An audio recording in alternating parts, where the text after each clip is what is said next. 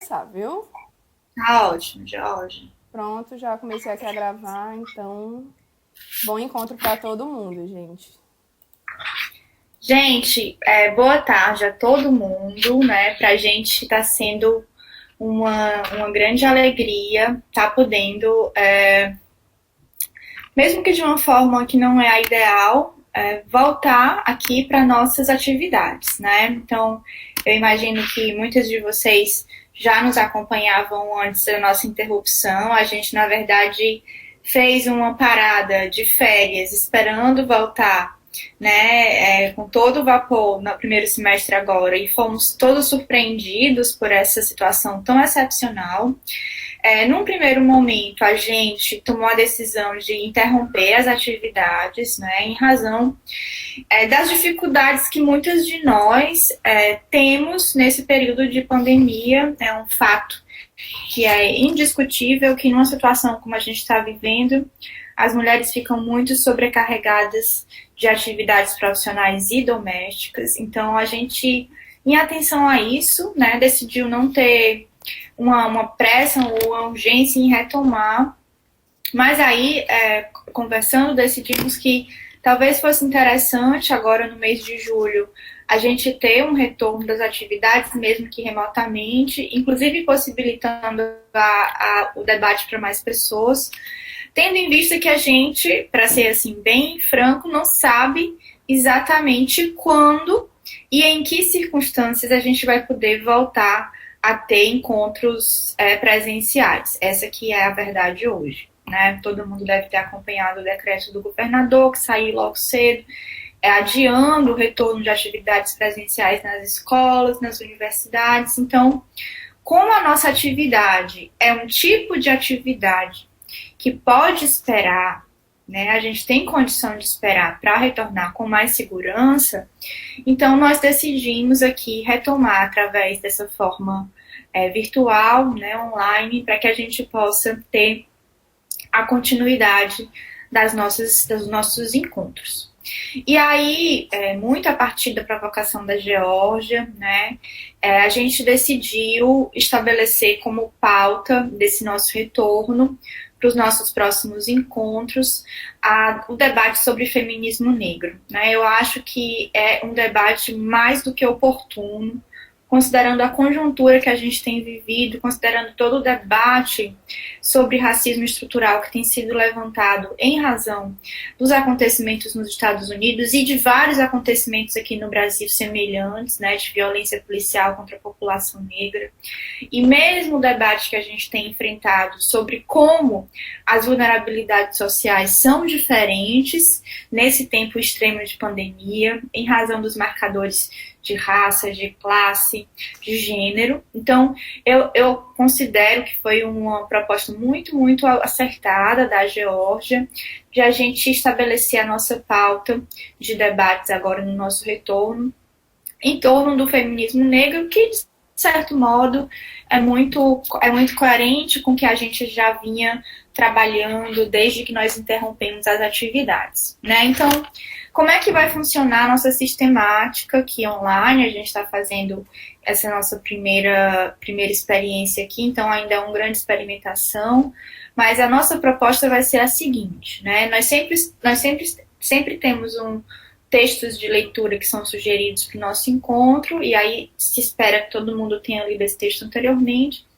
E aí a gente tem um relator desses textos, que no caso os textos de hoje serei eu a relatora, e o relator faz uma apresentação da leitura que fez do texto, a partir da sua perspectiva, no primeiro momento do nosso encontro, e no segundo momento a gente vai ter o debate, o diálogo, a troca, para que a gente possa ter um aproveitamento nessas 2 horas de encontro, tá certo? Então, pensando nisso, né, nós vamos falar. Vocês estão me ouvindo, gente? Estão me ouvindo? Tá. A gente vai hoje, né, debater fundamentalmente, né, dois grandes textos. Um texto, né, que na verdade vocês vão ver que é a compilação de um pequeno discurso, de uma pequena fala, não é, de uma ativista negra americana, que é a Sojourner Truth, né, uma fala que foi feita em um contexto histórico muito específico. E a gente vai também, em seguida, dentro de um diálogo intertextual, né, ler 3 capítulos de um livro da Angela Davis, do livro Mulheres, Raça e Classe, que é esse livro aqui, né, os capítulos 3, 4 e 5 dessa obra, que, como a gente vai ver, dialogam diretamente com o conteúdo do discurso da Sojourner, né? Então, vamos contextualizar dentro desse exercício permanente de ler o texto no contexto, né? Vamos contextualizar um pouco essas leituras para a gente entender exatamente qual é o panorama de debate que a gente está trabalhando. Antes de adentrar propriamente nos textos, eu acho que vale a pena, né? Eu estava pensando muito sobre isso hoje de manhã. Vale a pena a gente fazer uma breve reflexão sobre o sentido de a gente estar trabalhando com esses textos, né? Por quê, né?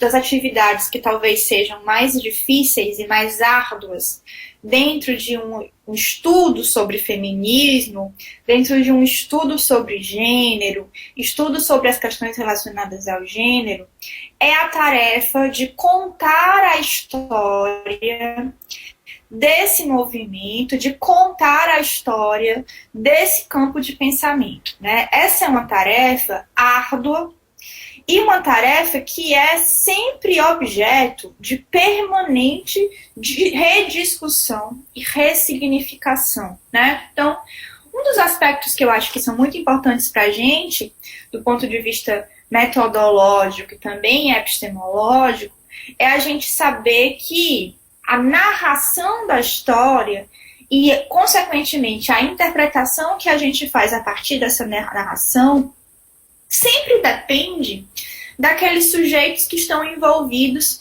nesse processo interpretativo de contar a história de algo, seja qual seja o processo que a gente esteja trabalhando, né? Aqui no nosso caso, quando a gente pensa a história do feminismo, a história do movimento político de mulheres, a história dos estudos de gênero, né? A gente pode dizer que existe uma cronologia que é trabalhada, existe uma narrativa, que é uma narrativa que vai sendo construída, que vai sendo difundida, e uma parte importante da crítica e da autocrítica que é permanente dentro do movimento feminista é a gente perceber que essa história ela pode se modificar significativamente a depender da perspectiva, a depender do ponto de vista, a depender de quem sejam os sujeitos que estejam implicados nesse processo de contar e de recontar e de fazer o questionamento da história contada, né? Isso por quê? Dentro de uma narrativa, dentro de uma cronologia muito dominante durante uma boa parte do século XX, digamos assim, ou pelo menos se a gente não puder falar de todo o século XX, mas das décadas finais do século XX, uma narrativa dominante é de que o feminismo de primeira onda é um feminismo que nasce dentro do contexto histórico e geográfico do sufragismo que vai acontecer naquelas sociedades modernas, né, do capitalismo central, que estão num processo de urbanização e industrialização. Né? Que sociedades são essas? Sociedades como o caso da americana, como é o caso da inglesa, como é o caso da francesa. Né? Sociedades do centro, né? Se a gente trabalhar com essa terminologia de centro e periferia, então centro do capitalismo, né? São sociedades do centro do capitalismo que, dentro de um processo crescente de industrialização e de urbanização, vão observar o nascimento embrionário de associações de mulheres e de movimentos de mulheres em prol de uma agenda, em prol de um pleito, que é o pleito pelo sufrágio feminino. Então, boa parte, né, da narrativa dominante, digamos assim, parte, né, desse pressuposto de que o que nós chamamos de primeira onda do feminismo é esse feminismo europeu, americano, que nasce dessas mulheres engajadas dentro dos movimentos sufragistas, né? Obviamente que são mulheres, o protagonismo desse movimento é um protagonismo branco, né? E também é sempre apresentado como um movimento que vai dar as mãos, pelo menos essa é a visão que é comumente aceita, é um movimento que vai dar as mãos para a luta contra a escravidão, a luta abolicionista, né? Então, há várias autoras desse período, como é o caso da própria Mary Wollstonecraft, né, que é considerada uma autora importante para esse feminismo de primeira onda, que vão publicamente se colocar favoráveis não só ao reconhecimento do sufrágio feminino, mas também a eliminação de toda forma de escravidão da população negra e também a extensão desses direitos, não só às mulheres, mas aos homens negros, que nesse período também vão ser, pelo menos em algumas dessas sociedades, como é o caso da americana, ficarem excluídos desse direito, que é o direito considerado o direito básico dentro de uma concepção de política liberal, que é a concepção que vai ser dominante no século XIX. Então, a sua cidadania está muito relacionada, a ideia de um sujeito está muito relacionada com a perspectiva de você ser um eleitor, alguém que tem condição de exercer o direito de voto, os direitos políticos, de modo que está excluído da possibilidade de votar em outras palavras, não ser cidadão, né? Não ter uma existência política e pública. Então, essa é, digamos assim, a história que a gente aprendeu, assim, a gente leu com muito mais facilidade. A de que esse movimento feminista embrionário de primeira onda no século XIX se dá dentro do contexto da militância do sufragismo, aqui da Europa continental para cá, e que se trata de um movimento que é um movimento concebido, protagonizado e organizado por essas mulheres, que são mulheres de um extrato social muito específico, né? Os textos que a gente está discutindo hoje são textos que vão trazer uma crítica a essa visão sobre a história do feminismo, né? No sentido de não só mostrar, evidenciar que existe um ativismo e uma militância de mulheres negras operárias e mulheres brancas operárias, que inclusive é anterior cronologicamente aos principais atos públicos das sufragistas americanas, como porque existe, né, dentro dessa militância embrionária dessas mulheres do século XIX ainda a incapacidade de incorporar no seu discurso, na sua prática política, na sua visão de mundo, né, uma visão efetivamente antirracista de mundo, uma visão onde nós não tenhamos ainda hierarquizações sociais, desigualdades sociais cristalizadas como legítimas dentro do tecido social. Então, o texto da Sojourner Truth e o texto da Angela Davis são importantes para a gente porque partem, né, de uma perspectiva de que esse feminismo do sufragismo, esse feminismo do século XIX, esse feminismo, digamos assim, liberal, não é, dessa primeira onda, ele é um feminismo que ainda vai se desenvolver na base de intensas contradições e que vai reproduzir, né, certas estruturas de desigualdade que tem a ver com vários marcadores sociais de diferença, né? Então é só para que a gente contextualize e que vocês entendam bem esse panorama de discussão, né? Vamos começar por uma questão de lógica, para que a gente tenha um desenvolvimento lógico dessa nossa leitura, pelo texto da Sojourner, né? A Sojourner é uma mulher negra americana que vem de uma história de escravidão, né? E é uma mulher que vai se rebatizar, vai se renomear a partir da perspectiva de que tem uma voz, tem uma função, tem um propósito, que é um propósito missionário e transformador da sua realidade, especificamente relacionado à questão da escravidão, né? Então, a Sojourner é uma mulher que, dentro do seu contexto histórico, e considerando todas as limitações que são colocadas à sua ação pública e política, ela vai despontar como sendo uma mulher cuja força retórica e cuja presença pública é muito marcante.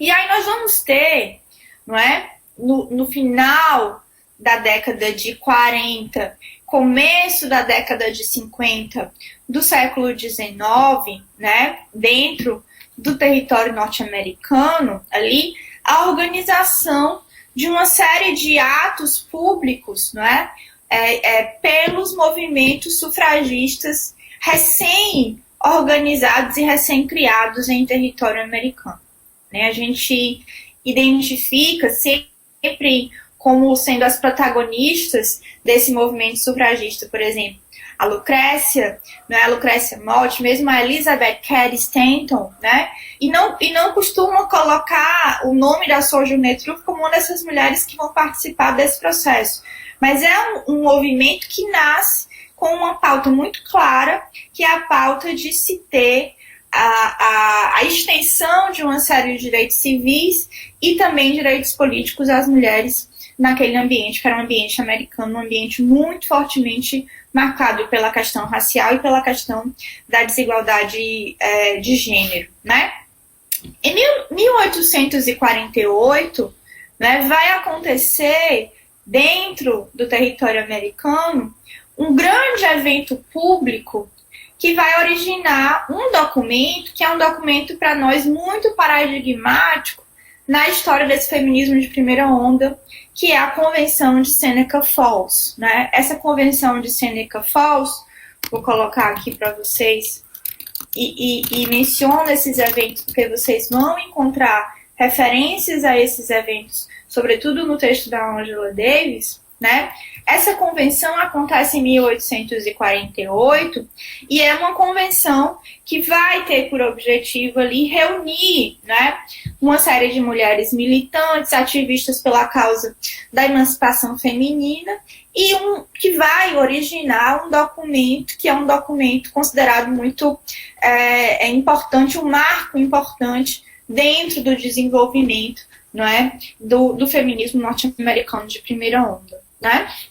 Alguns anos depois, né, dessa convenção de Seneca Falls, é uma convenção que, de forma primordial, digamos assim, o objeto central dessa convenção acaba sendo uma crítica muito profunda à instituição do casamento e de como a instituição do casamento é uma instituição que reduz significativamente a possibilidade de ação feminina. Então, aqui a preocupação fundamental é uma preocupação com a liberdade da mulher casada e do regime patrimonial da mulher casada, né? Uma pauta que, como a Angela Davis vai colocar muito bem, é uma pauta que é do interesse, sobretudo, das mulheres brancas, bem-nascidas, que vão estar ligadas a esse destino social, que é o destino do matrimônio e da maternidade, né? Essa convenção é uma convenção que, muito timidamente, ali no finalzinho do seu texto, vai trazer a questão, né, da preocupação com o reconhecimento de direitos também às mulheres operárias, também às mulheres trabalhadoras. Mas uma convenção que ainda tem uma agenda, uma pauta que é uma pauta muito situada economicamente, social-economicamente, né? O fato é que 3 anos depois, 1851, né? A gente vai ter mais uma reunião pública, mais um evento público, onde vai ser debatida a questão do sufrágio. É importante que vocês percebam que essa luta, esse ativismo pelo reconhecimento do direito ao voto das mulheres americanas vai atravessar toda a metade do século XIX e vai só ser reconhecida no começo do século XX, na verdade, no final da segunda década do século XX. A gente vai ter aqui praticamente 70 anos de articulação e de luta até que esse direito seja reconhecido, né? Mas em 1851, em mais um evento público muito relevante, né, se tem a notícia de que um homem contrário ao reconhecimento do direito ao sufrágio feminino teria argumentado que as mulheres não devem votar porque as mulheres são mais fracas do que os homens fisicamente, porque as mulheres, né, não teriam força e capacidade intelectual e física para desenvolver as atividades assemelhadas às que os homens fazem, e que, em razão disso, e também pelo fato de Jesus ter sido um homem, não se deveria reconhecer, se estender às mulheres a possibilidade de votar e de ser votado. E nesse evento, nessa convenção, tem-se o relato de que a Sojourner Truth teria, estou abrindo aqui o texto para ler para vocês algumas passagens, tá? Que a Sojourner Truth teria feito uma declaração que foi uma declaração que calou todos aqueles que seriam contrários, ao reconhecimento do direito de voto feminino, tá? Vou abrir aqui para vocês, porque como é um texto pequeno, dá pra gente explorar bem a sua íntegra. E aí o que é interessante é que desse discurso histórico da Sojourner Truth, a gente tem essa frase, e eu não sou uma mulher, quase que sendo transformada num slogan, do movimento feminista negro, inclusive dando título ao texto, ao livro de estreia da Bell Hooks, que também é uma autora importante do feminismo negro no século XX, que é o livro E Eu Não Sou Uma Mulher, o livro que ela escreveu muito novinha, salvo engano, com 22 anos, 23 anos, e que é um livro muito importante dentro do feminismo negro, Então, eu vou ler para vocês, um pouquinho do texto da Sojourner, que repito que, na verdade, é a transcrição de uma fala pública, mas que é muito importante pra gente, onde ela vai dizer: aqueles homens ali dizem que as mulheres precisam de ajuda para subir em carruagens e devem ser carregadas para atravessar valas, e que merecem melhor lugar onde quer que estejam. Ninguém jamais me ajudou a subir em carruagens ou a saltar sobre poças de lama. E nunca me ofereceram melhor lugar algum. E eu não sou uma mulher? Olhem para mim, olhem para os meus braços. Eu arei e plantei, e juntei a colheita nos celeiros, e homem algum poderia estar à minha frente. Então, aqui é um trecho, desse discurso muito potente da Sojourner Truth, onde a gente vai ter um argumento que é um argumento límpido, difícil de ser refutado, que se ela, sendo uma mulher, era capaz de fazer sozinha todas essas coisas, aquele argumento daquele homem contrário ao direito ao voto feminino em razão da fragilidade, não poderia ser sustentado, E aí o que é muito interessante é que esse pensamento, esse argumento da Sojourner é um argumento que vai estar, que vai ser muito potente para que a gente discuta, né, um discurso que é um discurso que ao longo ainda de muito tempo no século XX vai ficar quase que sendo repetido à exaustão. A gente vai inclusive encontrar ele na Simone de Beauvoir, em várias outras autoras importantes do feminismo no século XX de segunda onda, de que a sociedade coloca o destino da mulher como um destino no lugar de fragilidade, de relacionado à domesticidade, casamento e maternidade, né? E aí a frase da Sojourner e o discurso da Sojourner ecoam, porque vão dizer, olha, as mulheres negras, as mulheres brancas operárias, elas não estão nesse lugar. E há muito tempo que elas efetivamente estão lançadas em um mundo que é um mundo onde elas desempenham atividades semelhantes às atividades masculinas e precisam lidar com essas hierarquias sociais, com essas distinções sociais que são muito marcantes, né? Então, obrigada, gente, aqui.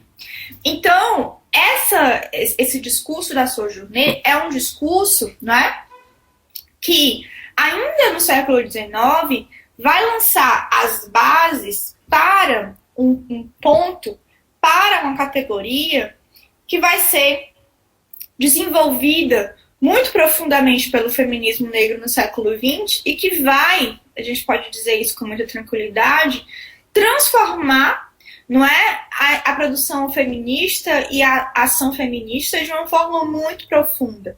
E eu diria até que não só o feminismo vai se transformar por essa categoria, mas os movimentos sociais como um todo, a leitura da desigualdade como um todo e da discriminação vai ser transformada, que é a categoria da interseccionalidade, uma categoria que vai ser desenvolvida de forma mais minuciosa por uma autora chamada Kimberly Crenshaw, né? Nos anos 80. Mas a Sojourner já, de forma muito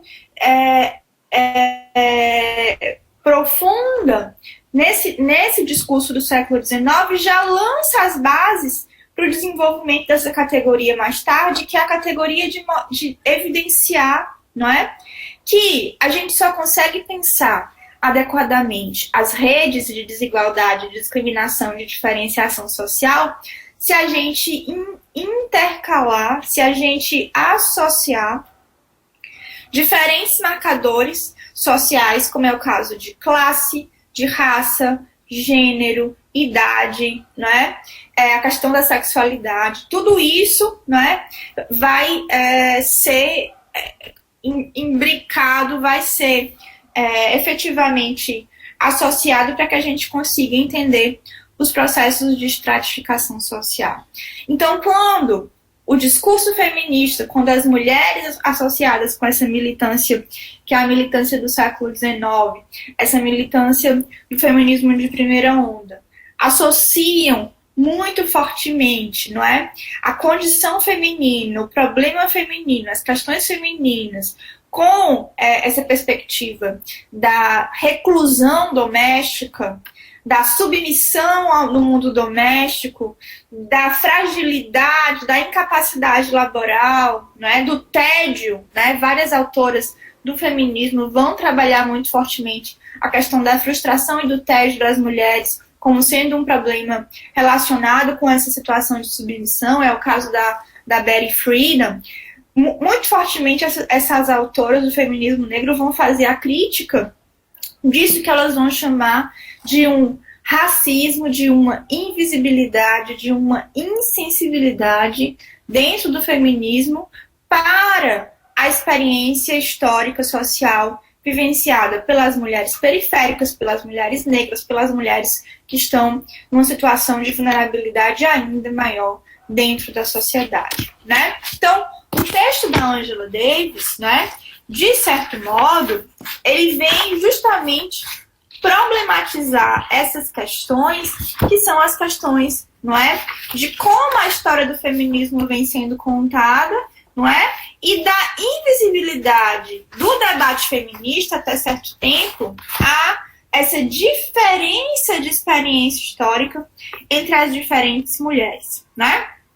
Então, Nos capítulos que foram selecionados para que a gente debatesse hoje, capítulos desse livro, né?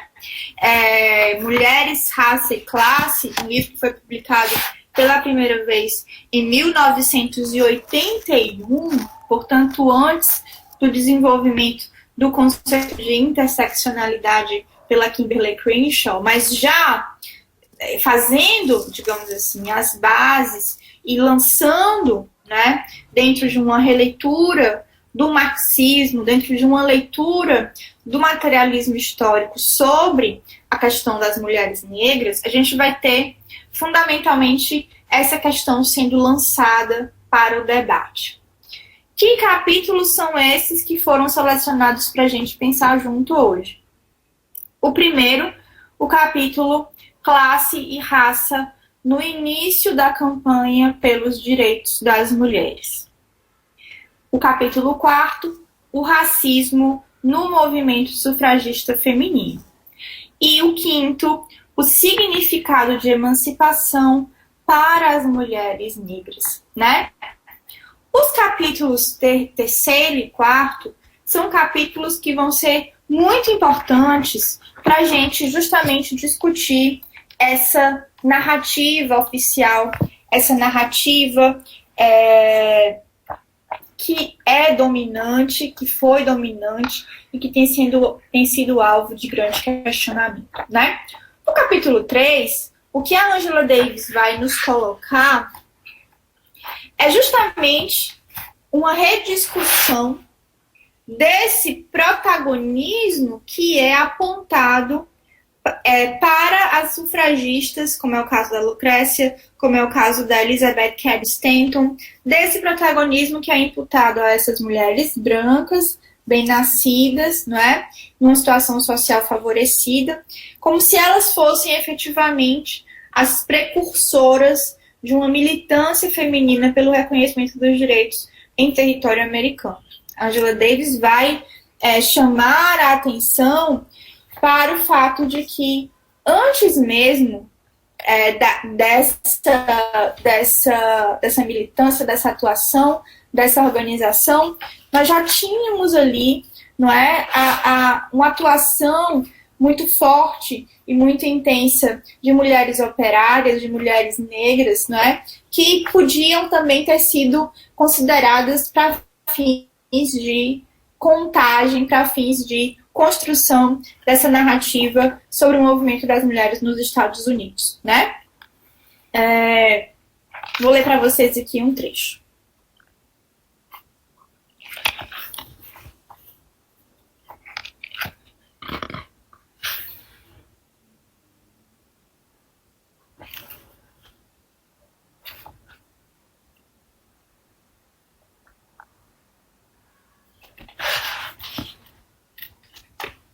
Na página 64, tá certo? Para quem está aqui nos acompanhando com o texto, tá? A importância inestimável da declaração de Seneca Falls, só um parêntese, eu acabei de falar para vocês que essa declaração de Seneca Falls, ela é um resultado desse encontro que acontece em 1848, que vai reunir aí pela primeira vez diferentes representantes do território americano que estão ali nessa militância embrionária sobre os direitos das mulheres, né? Então é um documento que é considerado quase como sendo um marco, né, original, não só do movimento sufragista, mas como do movimento de mulheres nos Estados Unidos, né? É isso que a Angela Davis está questionando, né? A importância inestimável da declaração de Seneca Falls residia em seu papel como expressão da consciência sobre o direito das mulheres em meados do século XIX. Tratava-se do resultado teórico de anos de contestações inseguras e muitas vezes silenciosas, voltadas a uma condição política, social, doméstica e religiosa que era contraditória, frustrante e claramente opressiva para as mulheres da burguesia e das classes médias emergentes, tá? Ô, gente, desculpa, eu tô lendo no livro e vocês estão com outra paginação. Obrigada aí para quem ajudou, tá? Então, vejam aqui que a Angela Davis chama a atenção da importância histórica desse documento, mas deixando muito claro que se tratava ali de um documento que espelhava esse sentimento de frustração das mulheres da burguesia e das classes médias emergentes. Entretanto, enquanto consumação exata da consciência do dilema das mulheres brancas de classe média, a declaração ignorava totalmente a difícil situação das mulheres brancas da classe trabalhadora, bem como a condição das mulheres negras tanto do Sul quanto do Norte. Em outras palavras, a declaração de Seneca Falls propunha uma análise da condição feminina sem considerar as circunstâncias das mulheres que não pertenciam à classe social das autoras do documento. E quanto àquelas mulheres que trabalhavam para sobreviver? Por exemplo, as brancas operárias das fábricas de tecido do Nordeste. Em 1831, quando a indústria têxtil ainda era o principal setor da nova Revolução Industrial, as mulheres constituíam a maioria do operariado. Nas fábricas de tecido, espalhadas por toda a Nova Inglaterra, havia 38.927 mulheres operárias e 18.539 homens, né?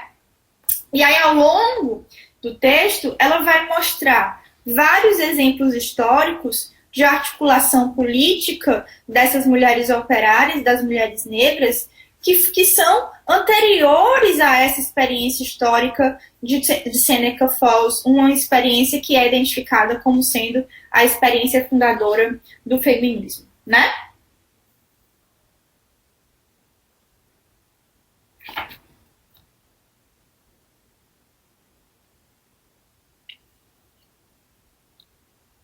Vou ler para vocês mais um trecho, tá certo?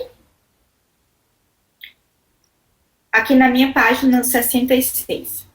A julgar pelas lutas das operárias brancas, a defesa incansável de sua dignidade enquanto trabalhadoras e enquanto mulheres, a contestação consciente ou subjacente da ideologia sexista da feminilidade, elas mais do que mereciam o direito de serem enaltecidas como precursoras do movimento de mulheres. Mas o seu pioneirismo foi totalmente ignorado pelas líderes do novo movimento, que não compreendiam que as trabalhadoras vivenciavam e desafiavam a supremacia masculina de um modo particular. Como que, enfatizando esse fato, a história reservou uma última ironia para o movimento iniciado em 1848.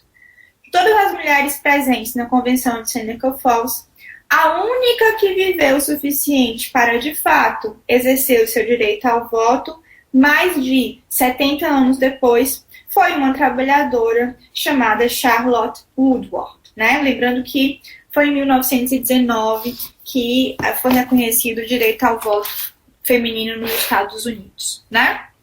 Nesse capítulo, portanto, que é o capítulo 3, a Angela Davis está aqui chamando a nossa atenção, não é, para a forma como a história do feminismo é contada, para a forma como a história do movimento de mulheres é normalmente compreendida e concebida dentro dessa cronologia, dentro dessa narrativa. E está chamando a atenção para essa invisibilidade das lideranças operárias, das lideranças negras, da articulação da experiência política dessas mulheres dentro da construção desse caminho, que é um caminho de emancipação, né?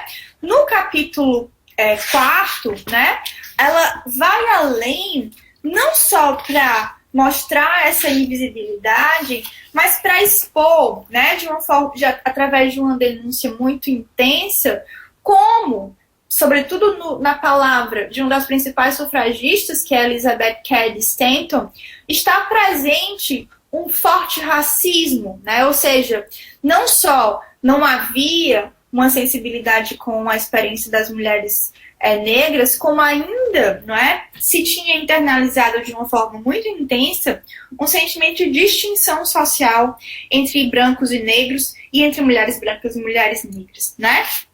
Daí o texto ter como esse mote o título Racismo no Movimento Sufragista Americano. O texto começa, não é, com a transcrição de uma carta da Elizabeth Cady Stanton, né, para um jornal, New York Standard, né, onde ela mostra muito claramente que quando as mulheres do sufragismo se engajaram na luta abolicionista, né, houve um erro estratégico, porque tão logo houve a vitória do movimento abolicionista e o fim da escravidão, o Partido Republicano simplesmente esqueceu da recompensa que essas mulheres esperavam, que era o reconhecimento do seu direito ao voto. E aí, Elizabeth Cady Stanton vai defender que não se deve, não é tão importante quanto a defesa da extensão do direito ao voto aos homens negros do que o direito ao voto feminino, que na verdade o movimento sufragista deve se concentrar efetivamente na pauta, não é, das mulheres brancas pelo voto, mesmo que isso signifique, não é, a rejeição ou a desconsideração da possibilidade de que os homens negros possam votar. E aí o que é mais curioso é que a gente vai ter aqui, né, muitos homens que são contrários, não é, ou que têm uma visão de um mundo muito conservador e muito pouco aberta ao reconhecimento desses direitos políticos, né, tolerando, digamos assim, minimamente, que as mulheres brancas favorecidas possam ter esse sufrágio reconhecido, mas repudiando intensamente qualquer possibilidade de extensão desse direito para negros e para trabalhadores e operários em geral, e também imigrantes, não é? Como é o caso do texto transcrito, né, pela Angela Davis, aí que está na minha página 80, né? Ele cita o trecho de um abolicionista, ela cita o texto de um abolicionista chamado Henry Ward, não é? Que vai defender a pauta do sufragismo feminino, sem, contudo, reconhecer a legitimidade da extensão desse direito aos homens negros e aos imigrantes, né? Vou ler para vocês porque eu acho que é muito forte o texto e nos ajuda a perceber como esses preconceitos de classe, de origem, de raça, eles estão presentes mesmo dentro daqueles que estão ali militando no movimento que é o movimento abolicionista, né? Isso é muito bacana para a gente pensar como essas contradições elas vão estar presentes nesses movimentos, como esse racismo é de fato algo que se manifesta de forma estrutural na prática e no agir político desses sujeitos. Vou ler para vocês o trecho que está aqui na minha página 80. Agora, palavras de Henry Ward. Coloquem esse grande exército de mulheres refinadas e cultas de um lado, do outro, a crescente massa de africanos emancipados e, à frente dela, o numeroso bando de imigrantes da Ilha Esmeralda, Irlanda. Há força suficiente em nosso governo para tornar segura a concessão do direito de voto a africanos e irlandeses? Nós lhe daremos essa força. Se fizermos isso, perderemos nossa força e deveríamos nos dirigir à melhor e mais honrada parcela de nossa sociedade, a quem devemos o fato de sermos civilizados. Então, vejam aqui as expressões, não é? Melhor e mais honrada parcela da nossa sociedade, a quem devemos o fato de sermos civilizados. Então vejam que nessa frase, nessa definição, nessa qualificação, fica muito evidente, gente, um senso de distinção e um senso de hierarquia, né? E aí mais na frente, não é?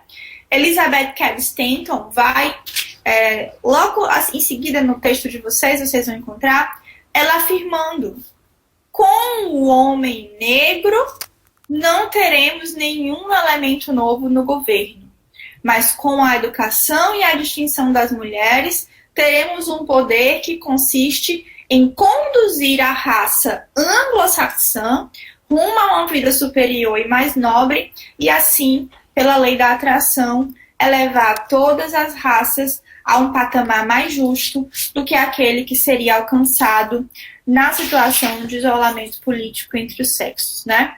Então vejam aqui efetivamente esse sentimento de nacionalismo, de identidade, de pertença, que está muito fortemente associado na fala dessa sufragista americana tão paradigmática a essa concepção, que é uma concepção não igualitária da sociedade americana. Então, é muito interessante a gente ler, junto com a Angela Davis, essa crítica, porque a gente percebe que o feminismo, como a gente está acostumado, não é, a entender, a estudar, a compreender a sua evolução, ele também é atravessado por muitas contradições, por muitas incongruências, por muitos preconceitos, né? E que, no momento em que a gente vai ter, em fins dos anos 60, começo dos anos 70 ali, toda aquela articulação social dos movimentos sociais, né?